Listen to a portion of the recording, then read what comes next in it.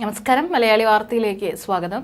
Indian വംശജയായ ബഹിരാകാശ സഞ്ചാരി Sunitha വില്യംസിനെയും സഹയാത്രികൻ Butch വിൽമോറിനെയും വഹിച്ചുള്ള Boeing Starliner കഴിഞ്ഞ വ്യാഴാഴ്ചയോടെയാണ് അന്താരാഷ്ട്ര ബഹിരാകാശ നിലയത്തിൽ സുരക്ഷിതമായി എത്തിയിരുന്നത്. ലാൻഡ് ചെയ്യുന്ന സമയത്തെ സുനിതയുടെ ഡാൻസ് വീഡിയോ സോഷ്യൽ മീഡിയയിലടക്കം വൈറലായിരുന്നു. ഇപ്പോഴിതാ ബഹിരാകാശ പേടകം ബോയിംഗ് സ്റ്റാർലൈനറിന്റെ തിരിച്ചുവരവ് നീട്ടിവെച്ചു എന്നാണ് നാസ അറിയിച്ചിരിക്കുന്നത്. ഇന്ത്യൻ വംശജ സുനിത വില്യംസ് അടക്കമുള്ള ബഹിരാകാശ യാത്രികർ രാജ്യാന്തര ബഹിരാകാശ നിലയത്തിൽ നിന്ന് ഭൂമിയിലേക്ക് തിരികെ വരാനുള്ള തീയതി ജൂൺ 22 പുതുക്കി. നേരത്തെ ജൂൺ 18 തിരിച്ചു വരാനാണ് ലക്ഷ്യമിട്ടിരുന്നത്. രാജ്യാന്തര ബഹിരാകാശ നിലയത്തിൽ അപകടകാരിയായ ബാക്ടീരിയയുടെ സാന്നിധ്യം കണ്ടെത്തിയെന്ന റിപ്പോർട്ടിന് പിന്നാലെയാണ് ദൗത്യം നീട്ടിവെച്ചത്.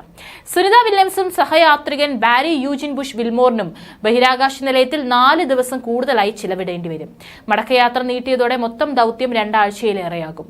ബഹിരാകാശ പേടകം പുറപ്പെടുന്നതിന് മുൻപ് നാസ ഉദ്യോഗസ്ഥർ തെക്ക് പടിഞ്ഞാറൻ യുഎസിലെ ലാൻഡിംഗ് സ്ഥലങ്ങളുടെ കാലാവസ്ഥാ സ്ഥിതിഗതികൾ വിലയിരുത്തും. ആന്റി മൈക്രോബിയൽ മരുന്നുകളെ പ്രതിരോധിക്കാൻ ശേഷിയുള്ള മൾട്ടി ഡ്രഗ് റെസിസ്റ്റന്റ് ബാക്ടീരിയയായ എൻറ്ററോബോക്ടർ ബുഗൻഡൻസിനെയാണ് ബഹിരാകാശ നിലയത്തിൽ കണ്ടെത്തിയത്. ശ്വാസകോശത്തെ മാരകമായി ബാധിക്കുന്ന ഇവയെ സൂപ്പർ ബഗ് എന്ന് വിളിക്കുന്നു. ഏറെക്കാലമായി നിലയത്തിലുണ്ടായിരുന്ന ഇവ അതിനുള്ളിലെ അടഞ്ഞ അന്തരീക്ഷത്തിൽ ജനിതക മാറ്റത്തിലൂടെ കൂടുതൽ ശക്തി ആർജിച്ചിട്ടുണ്ടെന്നും ശാസ്ത്രജ്ഞർ വെളിപ്പെടുത്തി. ഭൂമിയിൽ നിന്ന് ബഹിരാകാശ സഞ്ചാരികളിലൂടെയാണ് ഇവ നിലയത്തിലെത്തുന്നത്. 24 വർഷത്തോളം ബഹിരാകാശത്ത് കഴിഞ്ഞ ബാക്ടീരിയകൾ ഇതേ ഗണത്തിൽപ്പെടുന്ന ഭൂമിയിലുള്ള ബാക്ടീരിയകളെക്കാൾ ഏറെ അപകടകാരികളാണ്.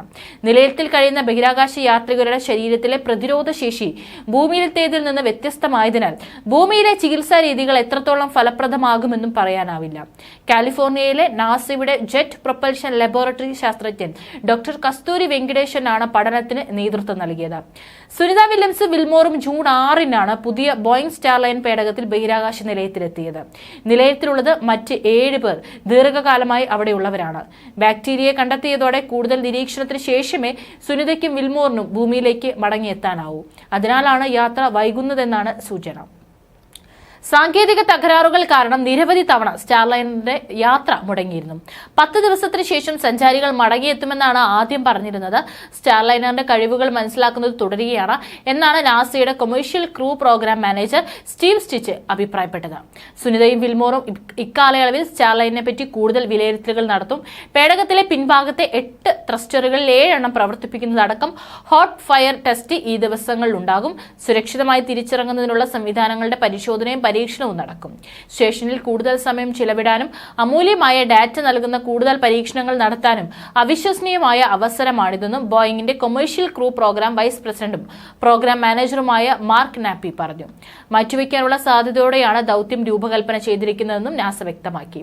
നാസയ്ക്കും ബോയിങ്ങിനും പഠനത്തിനും നിരീക്ഷണത്തിനും ധാരാളം സമയവും അവസരവുമുള്ള ദൗത്യമാണിതെന്നും മാർക്ക് നാപ്പി പറയുന്നു.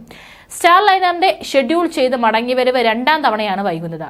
ജൂൺ 9 പ്രഖ്യാപിച്ചിരുന്നതനുസരിച്ച് ജൂൺ 18 ആയിരുന്നു മടങ്ങിവരവ്. പിന്നീട് ഈ തീയതി പുനഃക്രമീകരിച്ചത്. ബഹിരാകാശ നിലയത്തിലെ സഞ്ചാരികൾക്ക് എക്സ്ട്രാ വെഹിക്കുലർ ആക്ടിവിറ്റി തയ്യാറാക്കാനും നടപ്പിലാക്കാനും അധിക സമയം ആവശ്യമായതിനാലാണ് യാത്ര നീട്ടിയതെന്നാണ് ഔദ്യോഗിക ഭാഷ്യം.